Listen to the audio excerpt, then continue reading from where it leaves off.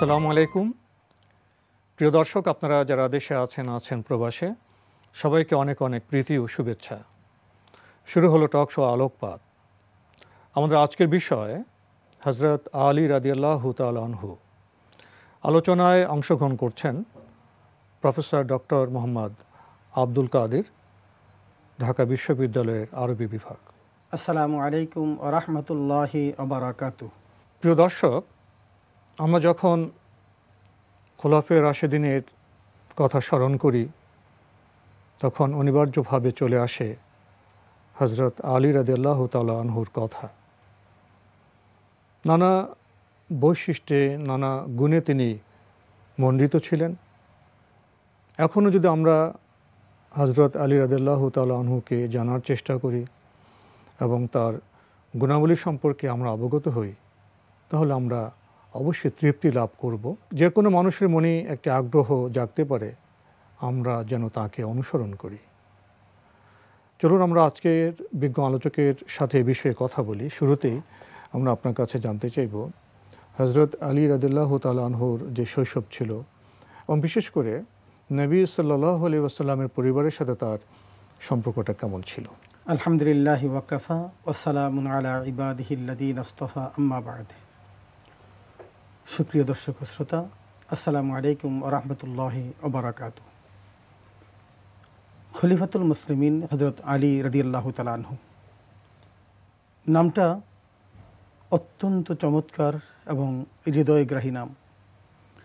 যে নামটি আলোচনায় আসলেই তার একটা বর্ণাঢ্য জীবন মুসলমানদের সামনে ভেসে ওঠে এবং প্রত্যেকের মস্তককে অবনত করে তোলে। হযরত আলী রাদিয়াল্লাহু তাআলা আনহু রাসূলুল্লাহ সাল্লাল্লাহু আলাইহি ওয়াসাল্লামের চাচা আবু তালেবের সন্তান। সেই সূত্রে আলী রাদিয়াল্লাহু তাআলা আনহু রাসূলুল্লাহ সাল্লাল্লাহু আলাইহি ওয়াসাল্লামের চাচাতো ভাই। রাসূলুল্লাহ সাল্লাল্লাহু আলাইহি ওয়াসাল্লামের জীবনের প্রথম সময়গুলো কেটেছে এই চাচার সান্নিধ্যে এবং সেই ছোটোবেলায় মাত্র 11 বছর বয়সে যখন তিনি একে একে সকলকে হারালেন। বাবা হারালেন জন্মের পূর্বে, মাকে হারালেন 6 বছর বয়সে, আর দাদাকে 8 বছর বয়সে। ঠিক 8 বছর পর থেকেই হযরত রাসূলুল্লাহ সাল্লাল্লাহু আলাইহি ওয়াসাল্লামের এই দায়িত্বভার আবু তালিব গ্রহণ করেন। রাসূলুল্লাহ সাল্লাল্লাহু আলাইহি ওয়াসাল্লামের বড় হওয়া, ইসলামের নবী হিসেবে তার আগমন এবং রাসূল হিসেবে তার পদার্পণ, তারপর একে একে ইসলামের প্রচার করতে গিয়ে যতগুলো বাধার সম্মুখীন হয়েছেন, প্রত্যেকটি বাধার মধ্যেই রাসূলুল্লাহ সাল্লাল্লাহু আলাইহি ওয়াসাল্লামকে যিনি ছায়ার মতো আগলে রেখেছেন তিনি হলেন রাসূলের চাচা আবু তালিব। সেই আবু তালিবের সন্তানই হযরত আলী রাদিয়াল্লাহু তাআলা আনহু। রাসূলুল্লাহ সাল্লাল্লাহু আলাইহি ওয়াসাল্লামকে চাচা আবু তালেব যেমন করে তার যৌবনের শৈশবের দিনগুলোতে সহযোগিতা করেছিলেন, সেই দায়বোধ থেকে হলেও রাসূলুল্লাহ সাল্লাল্লাহু আলাইহি ওয়াসাল্লাম চাচার পরিবারের অনেক সদস্য এবং চাচার এই পরিবারের লালন পালন করতে গিয়ে সকলকে তিনি সুষ্ঠুভাবে আঞ্জাম দিতে পারছেন না। এই দায়বোধ থেকেই হযরত আলী রাদিয়াল্লাহু তাআলা আনহুকে তিনি তার কাছে নিয়ে আসেন এবং সেই ছোট্ট বয়সে হযরত আলী রাদিয়াল্লাহু তাআলা আনহু রাসূলুল্লাহ সাল্লাল্লাহু আলাইহি ওয়াসাল্লামের পরিবারেই বড় হতে লাগলেন। এবং যারা প্রথম মুসলিম হয়েছিলেন কিশোরদের মধ্যে তো প্রথম হযরত আলী রাদিয়াল্লাহু তাআলা আনহু প্রথম মুসলিম। আমরা যেগুলো জানি যে 4 জনের কথা আমাদের কাছে স্পষ্ট যারা প্রথম ইসলাম গ্রহণ করেছেন। তোর মধ্যে হযরত খাদিজাতুল কুবরা রাদিয়াল্লাহু তাআলা আনহা, হযরত আবু বকর সিদ্দিক রাদিয়াল্লাহু তাআলা আনহু, যায়েদ বিন হারিসা রাদিয়াল্লাহু তাআলা আনহু এবং হযরত আলী রাদিয়াল্লাহু তাআলা আনহু। এরা কে কখন ঈমান এনেছেন সেই বিষয়গুলো স্পষ্ট না হলেও একথা সর্বসত্য যে মহিলাদের মধ্যে সর্বপ্রথম হযরত খাদিজাতুল কুবরা রাদিয়াল্লাহু তাআলা আনহা, বাচ্চাদের মধ্যে শিশুদের মধ্যে হযরত আলী রাদিয়াল্লাহু তাআলা আনহু, বয়স্কদের মধ্যে হযরত আবু বকর সিদ্দিক রাদিয়াল্লাহু তাআলা আনহু, আর কৃতদাসদের মধ্যে যায়েদ বিন হারিসা রাদিয়াল্লাহু তাআলা আনহু। তবে রাসূলুল্লাহ সাল্লাল্লাহু আলাইহি ওয়াসাল্লামের পরিবারে থাকার কারণে হযরত আলী রাদিয়াল্লাহু তাআলা আনহু তিনি যে দ্বিতীয় ব্যক্তিটি এই কথা অনেক গ্রন্থ, অনেক ঐতিহাসিক, অনেক মুহাদ্দিসিন স্বীকার করে গেছেন যে হযরত খাদিজাতুল কুবরা রাদিয়াল্লাহু তাআলা আনহার ঈমান আনার পরেই হযরত আলী রাদিয়াল্লাহু তাআলা আনহু ইসলাম গ্রহণ করেন। হযরত আলী রাদিয়াল্লাহু তাআলা আনহুর যে উজ্জ্বল এবং নানা মাত্রিক জীবন, বিশদ আলোচনার সুযোগ তো আমরা এখানে পাবো না, জি, তাই একে একে আমরা অল্প সময়ের মধ্যে কিছু বিষয় আপনার কাছে জানার চেষ্টা করব। শৈশব সম্পর্কে আমরা কিছুটা জানলাম, এরপর তো উনি সাহাবা হিসেবে দায়িত্ব পালন করেছেন নবী সাল্লাল্লাহু আলাইহি ওয়াসাল্লামের, সেই পর্যায়ে কিছু বলবেন? আসলে রাসূলুল্লাহ সাল্লাল্লাহু আলাইহি ওয়াসাল্লামের নবুয়তের মাত্র 10 বছর পূর্বে হযরত আলী রাদিয়াল্লাহু তাআলা জন্মগ্রহণ করেন। সে কারণে তার বয়সটা বেড়ে ওঠাটা রাসূলুল্লাহ সাল্লাল্লাহু আলাইহি ওয়াসাল্লামের একটা সংগ্রামী জীবনের মধ্যে শুরু হয়। যেমন যদি আমি বলি যে রাসূলুল্লাহ সাল্লাল্লাহু আলাইহি ওয়াসাল্লাম যখন দিন প্রচার করছিলেন অত্যন্ত গোপনে গোপনে, তখন 3 বছর অতিবাহিত হওয়ার পর রাসূলুল্লাহ সাল্লাল্লাহু আলাইহি ওয়াসাল্লামকে বলা হলো যে আপনি এখন প্রকাশ্যে ওয়ানজির আশিরাতাকাল আকরাবিন, আপনি আপনার নিকট আত্মীয়দেরকে পরকালের ভয় দেখান বা তাদেরকে ধর্মের কথা বলুন, ইসলামের আহ্বান জানান। তখনই রাসূলুল্লাহ সাল্লাল্লাহু আলাইহি ওয়াসাল্লাম তখন নবুয়তের 3য় বছর, তিনি হযরত আলীকে বললেন যে আমাদের পরিবারের আব্দুল মুতালিবের বংশধর যারা আছে তাদেরকে একটু দাওয়াত দাও, যে আমি তাদেরকে একটু আপ্যায়ন করাবো। তো রাসূলুল্লাহ সাল্লাল্লাহু আলাইহি ওয়াসাল্লামের এই কথা মোতাবেক সকলকে দাওয়াত দেওয়া হলো। আব্দুল মুত্তালিবের পরিবারের সকলেই আসলেন, তেমন কেউ বাদ পড়লেন না, সকলেই আসলেন।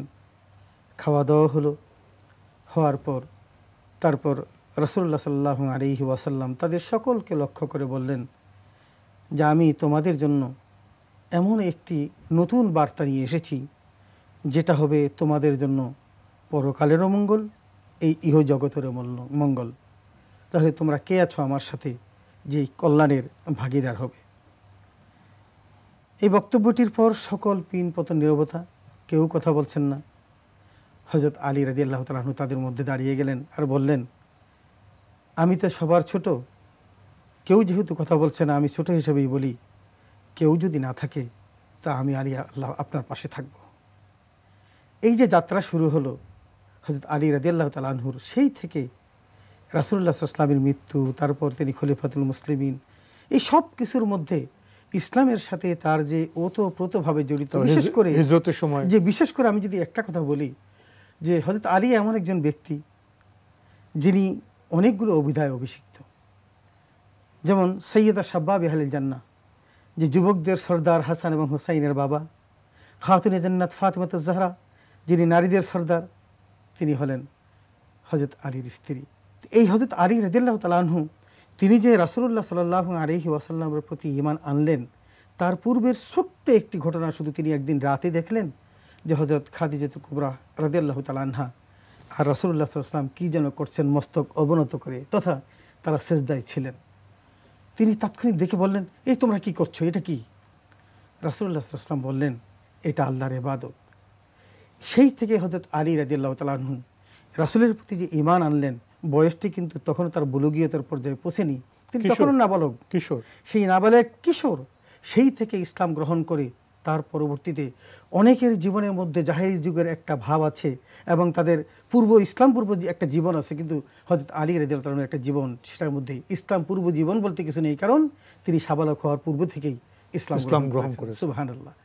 তারপর রাসূল আকরাম সাল্লাল্লাহু আলাইহি ওয়াসাল্লামের হিজরতের সময়কালে তার যে কন্ট্রিবিউশন, সেটা আসলে কোনো মুসলমান অস্বীকার করতেও পারবে না, ভুলতেও পারবে না। রাসূল আকরাম সাল্লাল্লাহু আলাইহি ওয়াসাল্লামের সাহাবীদের উপর অকথ্য নির্যাতন চলছে, রাসূলের উপর নির্যাতন চলছে, এবং রাসূলকে হত্যা করার জন্য দারুন নাদওয়ার মধ্যে বৈঠক পর্যন্ত হলো, এবং সেই বৈঠকে সিদ্ধান্ত হলো রাসূল আকরাম সাল্লাল্লাহু আলাইহি ওয়াসাল্লামকে হত্যা করে ফেলার। রাসূলের বাড়িটি পর্যন্ত ঘেরাও করা হলো, এবং আজ রাতের মধ্যেই রাসূলুল্লাহ সাল্লাল্লাহু আলাইহি ওয়াসাল্লামকে তারা হত্যা করে ফেলবে। আপনি বলছিলেন যে রাসূল সাল্লাল্লাহু আলাইহি ওয়াসাল্লামকে হত্যার পরিকল্পনা করা হয়েছে। রাসূল আকরাম সাল্লাল্লাহু আলাইহি ওয়াসাল্লামকে হত্যা করার জন্য যখন বাড়ির চতুর্দিক তারা ঘেরাও করল, আল্লাহ জাল্লা শানুহু জানিয়ে দিলেন, হে নবী, আপনি এই রাতের মধ্যেই ঘর থেকে বেরিয়ে যান এবং হিজরত করুন। আল্লাহর নির্দেশ পাওয়ার অপেক্ষায় তিনি ছিলেন। এবং নির্দেশ যখন পেয়ে গেলেন তখন তিনি প্রথমেই ঘুম থেকে উঠালেন হজরত আলী রাদিয়াল্লাহু তাআলা আনহুকে। আর আলী রাদিয়াল্লাহু তাআলা আনহুকে তিনি যে কথাটি বলেই বেরিয়ে গেলেন সেটা হলো, হে আলী, তুমি আমার বিছানার মধ্যে আমার সেই সবুজ চাদর মুড়ি দিয়ে এমনভাবে শুয়ে থাকবে কাফেররা যেন টের না পায়। এবং যেভাবে বলেছেন হযরত আলী রাদিয়াল্লাহু তাআলা আনহু, কি বিপদের কথা, ভয়ানক কথা, সেভাবেই তিনি শুয়ে পড়লেন। আলী রাদিয়াল্লাহু তাআলা জানেন যে এই ঘটনার প্রেক্ষিতে তিনি হয়তো শাহাদাত বরণ করতে পারেন, তিনি হয়তো আজ রাতেই মারা যেতে পারেন। এটা জেনেও তিনি সানন্দে সচিত্তে তিনি ঘুমিয়ে পড়লেন এবং এই আশায় ঘুমিয়ে পড়লেন। তিতিক্ষার এমন উদাহরণ খুঁজে পাওয়া যাবে না। তিনি এমনভাবে শুয়ে পড়লেন ওই চাদর মুড়ি দিয়ে, ওই বিছানার মধ্যে যেন রাসূল নিজেই শুয়ে আছেন। সারা রাত পাহারা দিলেন রাসূলুল্লাহ সাল্লাল্লাহু আলাইহি ওয়াসাল্লামকে ভেবে, কিন্তু সকালবেলা দেখলেন হযরত আলী রাদিয়াল্লাহু তাআলা আনহু শুয়ে আছেন। একটি মুহূর্তের জন্য তিনি দ্বিধা করলেন না, সংকোচ করলেন না। তিনি মরে যেতে পারেন, জানেন যদি আমি এই মুহূর্তে মরে যাই আমার মতো এত বুলন্দ দরজার কারো জন্য হবে না। তিনি সেটা ভেবেই শুয়ে পড়লেন। রাসূলের কথার মধ্যে তিনি কোনো বিরক্ত করলেন না। সুবহানাল্লাহ। তো হিজরতের সময় তার যে সাহসিকতাপূর্ণ ভূমিকা, যে ত্যাগের বিষয়, সেটা উজ্জ্বল হয়ে আছে ইতিহাসের পাতায়। তো খলিফা হিসেবে আমরা জানতে চাইব যে খলিফা হিসেবে তার অবদান এবং তার যে ন্যায় বিচার। খলিফা হওয়ার আগেও কিছু বিষয় অত্যন্ত জরুরি। সেটা হলো রাসূলুল্লাহ সাল্লাল্লাহু আলাইহি ওয়াসাল্লাম মাদানী জীবনে তিনি বদর থেকে শুরু করে শুধু তাবুক যুদ্ধ ছাড়া প্রত্যেকটি যুদ্ধে তিনি অংশগ্রহণ করেছেন এবং প্রত্যেকটি যুদ্ধে তিনি বীরত্বের সাথে, সাহসিকতার সাথে যুদ্ধ করে তিনি হায়দার উপাধি লাভ করেছেন। এবং রাসূলুল্লাহ সাল্লাল্লাহু আলাইহি ওয়াসাল্লাম তাকে একটি তরবারি পর্যন্ত উপহার দিয়েছেন। রাসূলুল্লাহ সাল্লাল্লাহু আলাইহি ওয়াসাল্লামের এই যুদ্ধগুলোতে তিনি এমনভাবে সক্রিয় অংশগ্রহণ করেছেন যে তিনি প্রত্যেকটি জায়গাতে সফল হয়েছেন। সবচেয়ে বড় বীরত্বের ঘটনা যেটি, সেটি হলো তিনি খন্দকের যুদ্ধে, যেদিন আমর ইবনে আবদ যখন হুঙ্কার দিয়ে বলেছিলেন যে কে আছো তোমাদের মধ্যে, আসো আমার সাথে লড়াই করো, তিনি দাঁড়াচ্ছিলেন। হযরত আলী বললেন আমি। রাসূল বললেন তুমি কি জানো সে কে? সে আমের। বসো। দ্বিতীয়বার ঠিক তাই। তৃতীয়বার যখন সে বীরত্বপূর্ণ কথা বলে উদ্ধত দিকে বলছিলেন, কই তোমরা বলতে যে তোমরা মারা গেলেই জান্নাতে যাবে, সেই জান্নাতে যাওয়ার জন্য কই তোমরা তো কেউ আসছো না? এভাবে যখন স্বগতোক্তি করছিল তখন আলী পরপর 3 বার দাঁড়ালেন। রাসূল বললেন তুমি কি জানো যে সে আমের? বলে যে হ্যাঁ আমি জানি, তারপর আমি তার মোকাবেলা করব।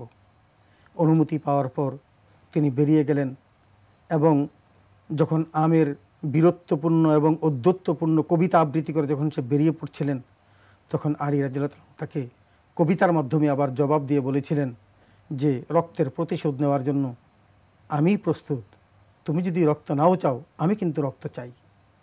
এই কথা শুনে আমের যখন লাফিয়ে পড়লেন, উন্মুক্ত তরবারি বের করে যখন তার উপর আঘাত হানলেন, তিনি তার বর্ম দিয়ে যখন ঠেকাচ্ছিলেন সেটা ভেঙে 2 টুকরো হয়ে যায়।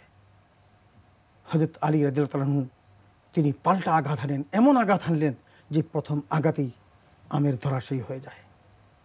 রাসূলুল্লাহ সাল্লাল্লাহু আলাইহি ওয়াসাল্লাম অত্যন্ত খুশি হয়েছেন এবং এমনিভাবে প্রত্যেকটি যুদ্ধের মধ্যে তিনি বীরত্বপূর্ণ, বিশেষ করে খলিফা হিসেবে হযরত আলী রাদিয়াল্লাহু তাআলা অত্যন্ত ন্যায় বিচারক ছিলেন। সাধারণ জীবন যাপন করতেন, সারাটি জীবন কষ্টের মধ্যে কাটিয়েছেন।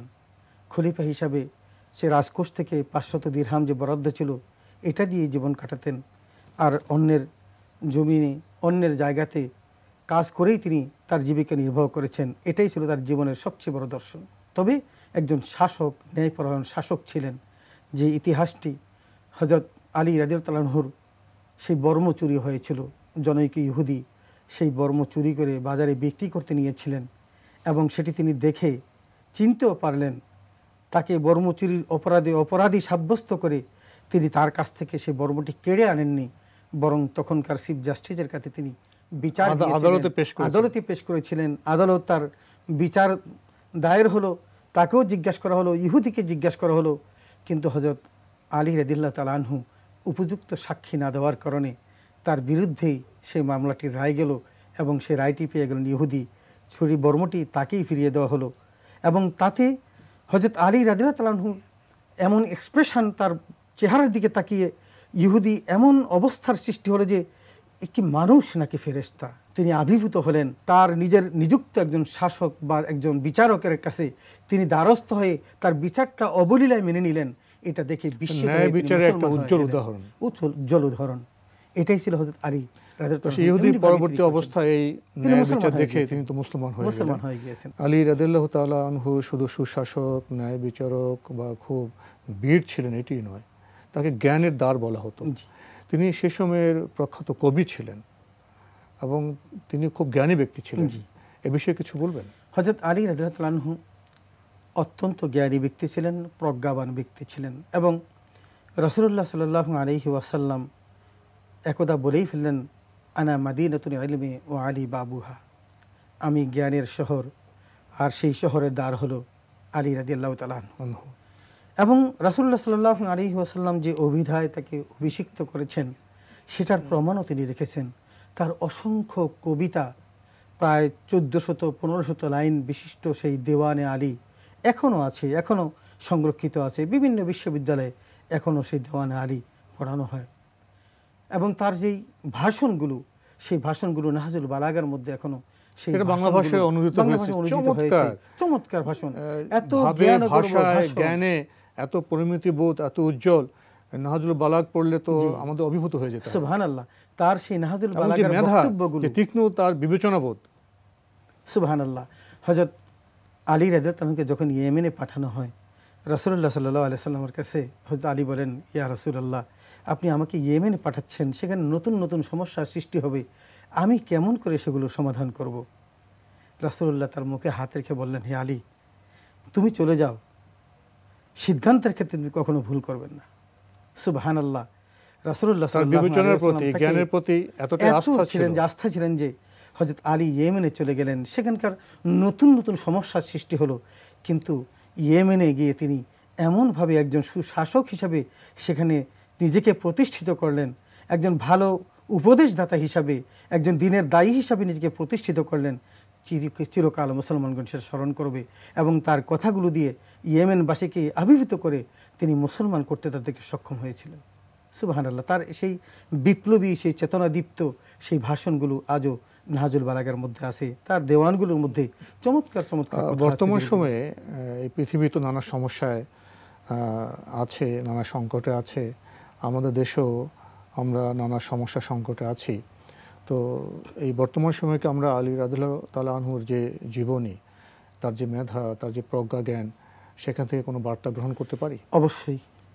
হযরত আলী রাদিয়াল্লাহু তাআলা আনহু, যাকে রাসূলুল্লাহ সাল্লাল্লাহু আলাইহি ওয়াসাল্লাম বলেছেন, আনা মাদিনাতুল ইলমি ওয়া আলী বাবুহা, এই যে আলী সেই জ্ঞানের শহর, যেই দরজা হিসেবে রাসূলুল্লাহ তাকে খেতাব দিলেন, এত বড় জ্ঞানী ব্যক্তি হওয়া সত্ত্বেও হযরত আলীর জীবনে আমাদেরকে জ্ঞান চর্চায় উদ্বুদ্ধ করে, অবশ্যই উদ্বুদ্ধ, ন্যায় বিচারে উদ্বুদ্ধ করে। তার মধ্যে সেই অহংবোধ ছিল না, অহমিকা ছিল না, এবং তিনি জ্ঞানের দ্বারা, প্রজ্ঞাদীপ্ত ভাষার দ্বারা মানুষকে যেভাবে আবির্ভূত করতেন, তিনি বক্তৃতা দিলে সম্মোহনী শক্তি এমন ছিল যে মানুষ তার বক্তৃতাগুলো তন্ময় হয়ে শুনত এবং তার কথাগুলো মনে রাখার চেষ্টা করত। অন্য ধর্মের লোকদের প্রতি তার ছিল সমদৃষ্টি ছিল এবং বিচারক তার বিরুদ্ধে রায় দিত কোনো কুণ্ঠিত হননি।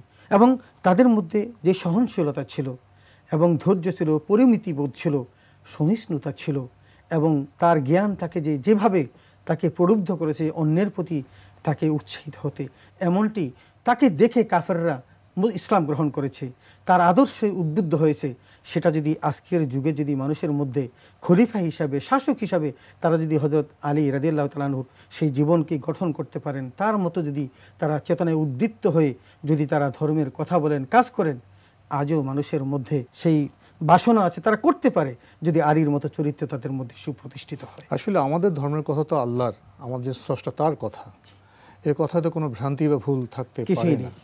এবং সেই কথাতে আল্লাহর বাণীতে বিশ্বাস করেছেন বলেই নবী সাল্লাল্লাহু আলাইহি ওয়াসাল্লামের জন্য জীবন দিতে তিনি প্রস্তুত ছিলেন। এবং তার মধ্যে এত বীরত্ব ছিল, এত জ্ঞান ছিল, কিন্তু কখনো অহংকার বোধ ছিল না। তিনি সবসময় নিজেকে আল্লাহর বান্দা হিসেবে বিবেচনা করতেন। এই যে আল্লাহতে সমর্পণের কারণে তার প্রতিভা, তার শক্তি, কোনো কিছু তাকে বিভ্রান্ত করতে পারেনি। সেটা মানুষের কল্যাণে, দেশের কল্যাণে, সমাজের কল্যাণে সেটা নিবেদিত হয়েছে। আজকে আমরা শুধু ইঙ্গিতে তার উজ্জ্বল জীবনের যে কিছু কিছু বৈশিষ্ট্য আমরা তুলে ধরলাম, যাতে আমাদের দর্শকরা উৎসাহিত হন এবং তাকে পাঠ করেন, জানেন এবং সমৃদ্ধ হন। আজকে এখানে আমাদের শেষ করতে হচ্ছে। আপনাকে অনেক ধন্যবাদ। আপনাকে ধন্যবাদ, ধন্যবাদ এনটিভিকে এবং সকল কলাকুশলীকে। প্রিয় দর্শক, আলোকপাত অনুষ্ঠানে আমাদের আজকের বিষয় ছিল হযরত আলী রাদিয়াল্লাহু তাআলা আনহু। সংক্ষিপ্ত সময়ে আমরা জানলাম শৈশব থেকেই তিনি নবী সাল্লাল্লাহু আলাইহি ওয়াসাল্লামের সাথে ছিলেন, অনুসরণ করেছেন, জীবন বাজি রেখে ইসলামের অগ্রসরতা চেয়েছেন। তিনি বীর ছিলেন, সুশাসক ছিলেন, কিন্তু তার মধ্যে কোনো অহংকার ছিল না। সবসময় তিনি আল্লাহর বান্দা হিসেবে নিজেকে সমর্পণের চেষ্টা করেছেন। জ্ঞান চর্চায় তিনি ছিলেন অতুলনীয়।